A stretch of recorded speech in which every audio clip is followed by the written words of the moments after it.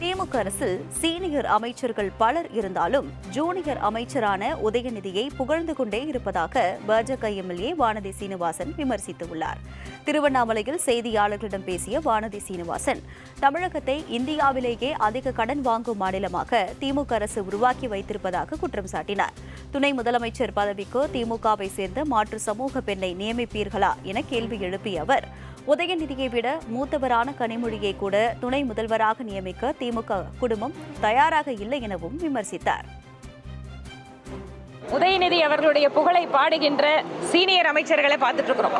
ஏதாவது ஜூனியர் அமைச்சர்கள்லாம் பாடினா பரவாயில்ல, முன்னாள் வரிசையில் இருக்கிற சீனியர் அமைச்சர்களே உதயநிதி புகழை பாடாமல் அந்த கட்சியில் இருக்க முடியாது அப்படிங்கிற ஒரு சூழ்நிலை வந்ததுக்கு அப்புறம் வாரிசு அரசியலுக்கு இந்தியாவிலேயே சிறந்த உதாரணமாக இருக்கிற திராவிட முன்னேற்ற கழகத்து அரசாங்கத்துக்கிட்ட இல்லை அந்த கட்சி கிட்ட வேற என்ன எதிர்பார்க்க முடியும்? ஒவ்வொரு மாவட்ட செயலாளர் ஒவ்வொரு மந்திரியோட பையனை அடுத்த கட்டமா எம்பி ஆக்குறாங்க, முதலமைச்சரோட பையனை துணை முதலமைச்சர் ஆக்குறது அதில் ஆச்சரியப்படுறதுக்கு என்ன இருக்கு? பெண் உரிமைன்னு பேசுவாங்க, பெண்ணுக்கான நீதினு பேசுவாங்க, அவங்க குடும்பத்தில் இருக்கிற பெண்மணி கூட சமமான வாய்ப்பு கொடுக்க மாட்டாங்க. உதயநிதியை கம்பேர் பண்ணும்போது கனிமொழி சீனியரா இல்லையா? அரசியல் எத்தனை வருஷம் அனுபவம் வாய்ந்தவங்க, ஆனா கூட அந்த குடும்பத்திலிருந்து ஒரு பெண்மணி வர்றது கூட அவங்களால பொறுத்துக்க முடியல. பாருங்க, இதுதான் இவங்க காட்டுற பெண் உரிமை.